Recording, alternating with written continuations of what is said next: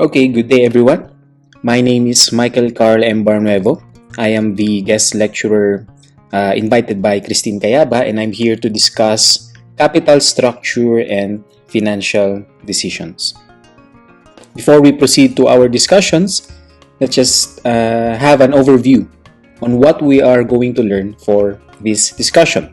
Number one, we will know what is financial decisions. Then number two, what is capital structure, and number three and number four, how do financial managers use capital structure in decision making, and we will be having an example later on. Okay, so first, what is financing decisions? By definition, this is a decision which is concerned with the amount of finance to be raised from various long-term sources of funds. Now, this is one of the challenges of being a financial manager. How do we get funds, or where do we get funds? And these funds will be used for long-term projects. That's why we need to have sources of funds for long-term activities. So what are these long-term sources of funds? We have three. We have the debt or utang or bonds, corporate bonds. We have the equity shares, and we have the preference shares. So we have the percentage of debt and the percentage of equity. But in equity, we have two types. Equity shares are the normal shares, and the preference shares are the priority shares. And when we say priority shares, when it comes to dividends, this type of shares will be prioritized over the normal or the equity shares. Okay? So there are three questions asked by financial managers in financing decisions. Number one is, how much finance is needed by the company? Usually, we have capital budgeting when we want to have new projects in our corporation. That's why we need to identify how much finance is needed to fund that project or expansion or even company growth. After identifying the exact amount of fund needed, number two now is from where such finance can be produced. Saan natin kukunin? Earlier, I have discussed the three sources of long-term funds. We have the debt, equity, and preference shares. Yeah, these are the sources. And the third is, what proportion? Okay? When I say proportion, how much percentage of debt? How much percentage of equity? Okay? That is the proportion. That's why in here, I have a picture of a pie graph. So these are the three questions. Now, how about capital structure? What is capital structure? Again, by definition, provided to us by Investopedia, capital structure is a particular combination of debt and equity used by a company to fund its ongoing operations and continue to grow. The simple definition is, this is now the composition of capital from our different sources of funds. Again, just a recap, we have the debt, we have the equity. Capital structure is the combination of capitals from different sources of fund. So the goal now is, as a financial manager, you have to choose the best capital structure for the company. Okay, the optimum level in order to maximize those sources of fund. So, how much percentage of debt? How much percentage of equity shares? And how much percentage of preference shares? So, how do financial managers use capital structure in decision making? So, I have a scenario here. Let's say we have a company, Cayaba Corp, and let's say you are the financial manager of this corporation. Now, the company needs to raise 25 million pesos for a project, a specific project for expansion. So how are we going to use the concept of capital structure? The question is, what capital structure to use? Okay, what capital structure to use? Again, capital structure is the combination of sources of capital. So we have options here. First option is all equity shares. Second option, a combination of equity shares and preference shares. Number 3, we have equity and debenture or debt. And number 4, a combination of 3, equity, preference, and debt. Now, these 3 options are the different combination possibilities in our capital structure. Again, as a financial manager, it is our job to know which of these options will be optimum for our company. Okay? Again, the goal is to come up with the optimum capital structure for the expansion project of Kayaba Corporation. So if we will try to do the analysis, how do we come up with the optimum capital structure? Usually in finance, we have 2 goals in financial management. Maximize wealth, minimize cost. It is the same with capital structure. We maximize the value of the firm, at the same time minimize the cost of capital. Okay? In maximizing the value of the firm, this is also maximizing of equity shareholders' wealth. Again, as if you are an investor or a shareholder of a company, diba, your goal naman or your aim is for your investment to grow. As a financial manager, syempre you have to respect that wants and needs of the investor. And one way to know that is to maximize earnings per share or your EPS. Ayan. So this is now our analysis. And one tool that we can use to identify the optimum capital structure is the EPS analysis. And so I have included here a sample of the computation on how to know the EPS or the earnings per share. Now, just to review, I guess most of you are familiar naman, diba, with the financial statements. Ayan, so first thing we need to know is the earnings before interest and tax or the EBIT. Ayan, so how do we know that? Syempre, we have the sales or the sales less the variable cost. This is now your contribution less the fixed cost. And you now have the earnings before interest and tax. After that, we deduct now the interest. Now, the interest will come from, of course, the debentures or debt.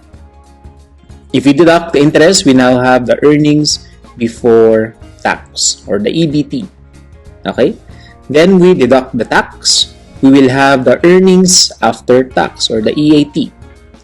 Less the preference dividend. If you notice here, we prioritize the dividends of the preference shares.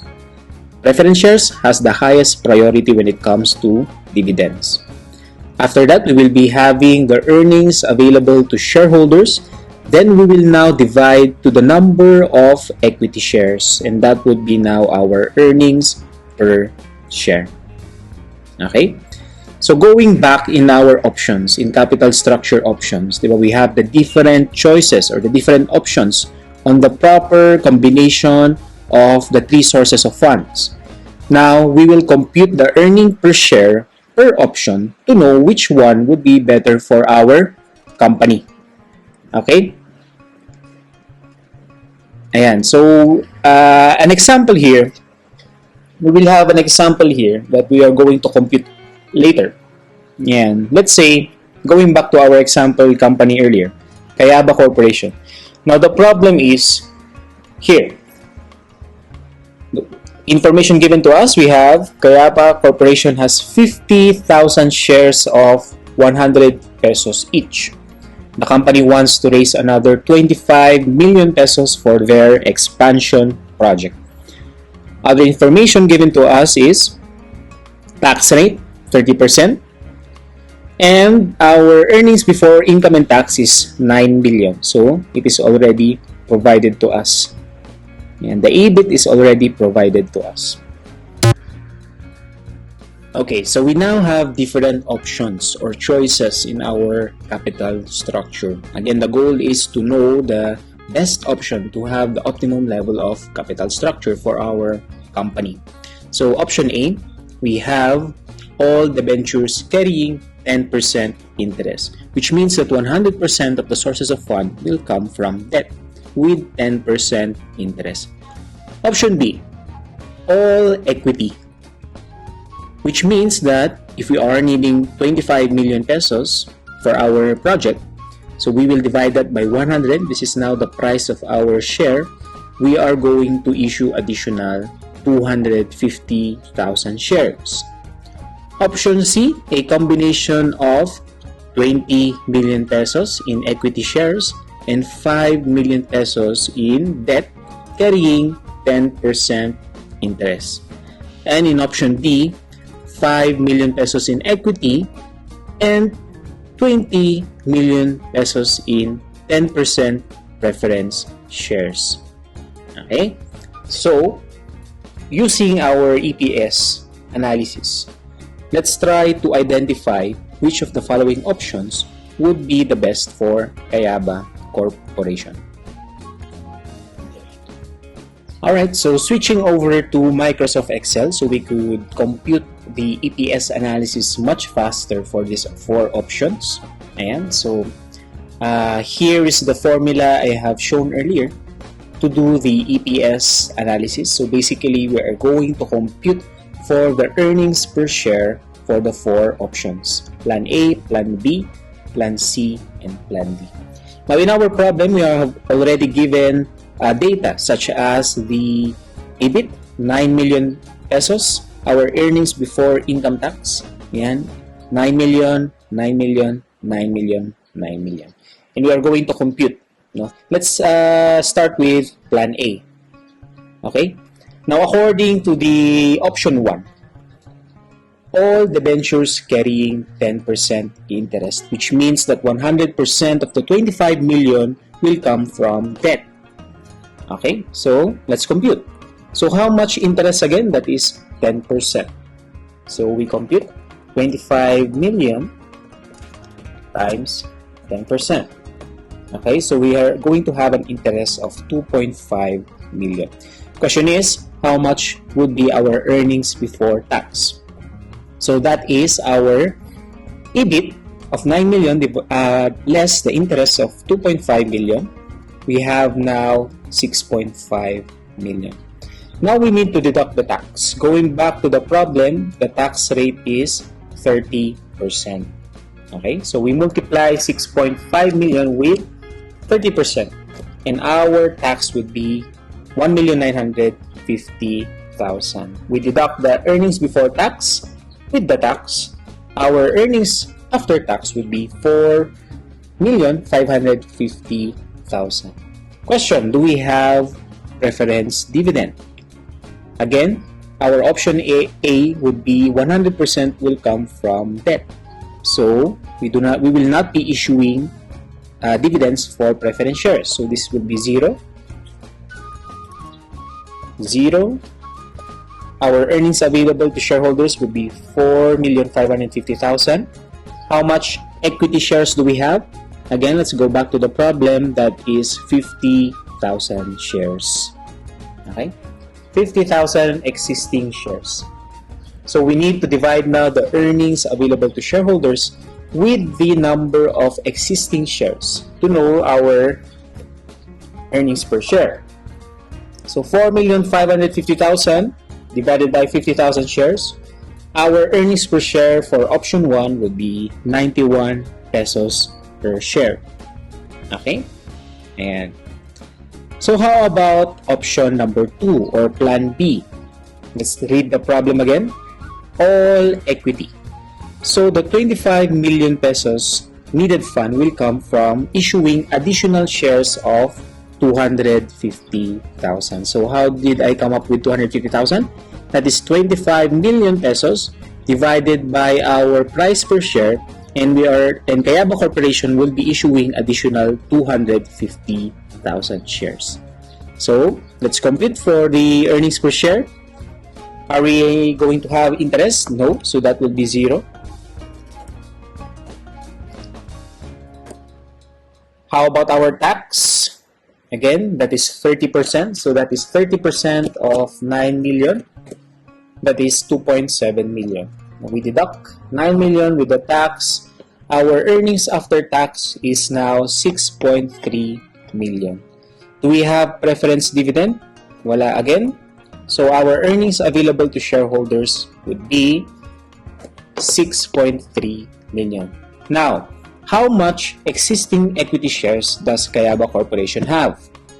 Again, we are going to issue additional 250,000 shares on top of the existing 50,000 shares for a total of 300,000 shares. So we need to divide now our earnings available to shareholders divided by 300,000 existing shares. The earning per share for option B would be 21 pesos per share. How about option C? For option C, 20 million in equity shares and 5 million in debentures carrying 10% interest. Okay, so a combination of two. First is the 20 million in equity shares, and the second is 5 million in debentures with 10% interest. So for plan C, do we have interest? Yes, the 5 million debentures. So 5 million multiplied by 10%, that is 500,000 pesos. So our earnings before tax, and let's deduct the interest, that is 8.5 million pesos. Again, we multiply 30% for the tax. So 8,500,000 less 2,550,000, that is 5,950,000. Again, are we going to deduct preference dividend? No, kasi equity shares and debentures only. So our earnings available to shareholders would be now 5,950,000.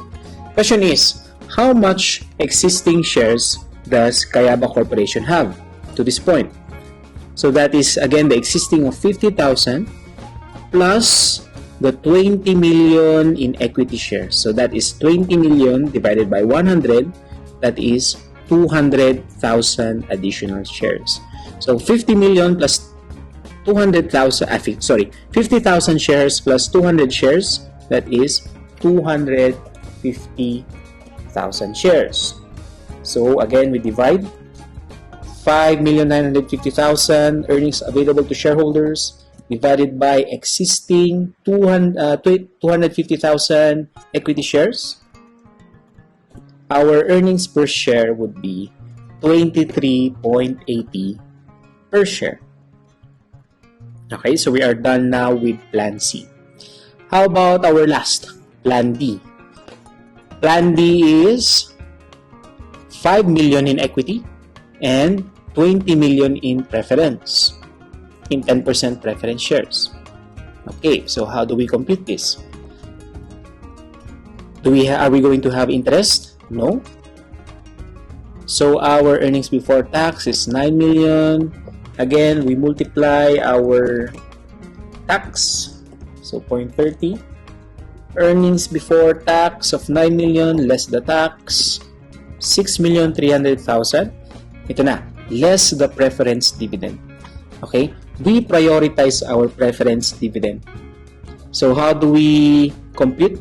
We multiply now the 20 million pesos in the 10% preference shares. Kasi that is the percentage that we are going to give back to our preference shareholders. So that is 20 million times 10. Regardless of the sales, regardless of the income or the earnings, fixed 2 million pesos will be given to our preference shareholders. Okay, so our earnings available to shareholders would be 6.3 million less 2 million, only 4.3 million. divided by the number of equity shares. Let's go back here. 5 million in equity. Okay, so that is 5 million divided by, so ilan po yun? We have 5 million divided by 100. So, additional 50,000 shares on top of the existing 50,000 shares for a total of 100,000 shares. So, we divide 4.3 million divided by 100,000 existing equity shares. The earning per share would be 43 pesos per share. Okay? Again, the goal is for the financial manager to know which option will lead to the highest earning per share. Okay? So, yan. At face value, alin po dito ang best option for Tayaba Corporation? Of course, it is Plan A using EPS analysis. Alright? So that is our discussion for today. So thank you for listening.